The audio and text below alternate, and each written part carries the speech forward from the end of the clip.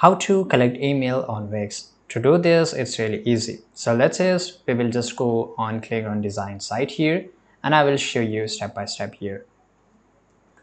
Once in your website editor, you have to just go and click on add apps, right? And here you have to look for conversion pop. So on the search bar, you can see here, so just write here conversion pop-up, right? So as you can see here, this is available right now. You can just go and click on that, and you have to add to this CSI.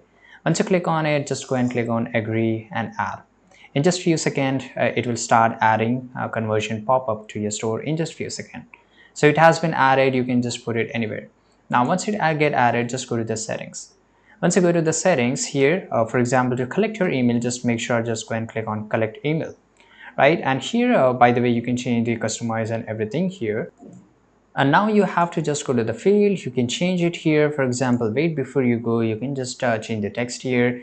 You can add your email placer. You can just write here different things. It's up to your creativity, and you can do each and everything. Now in the style section, you can just change your style. Same way in the ruler section, you can just go and customize each and everything. Once everything is done, just go and click on preview, and it will show you up. So let's click on the preview here, and in just few seconds it will show the dashboard. So here your email will be entered.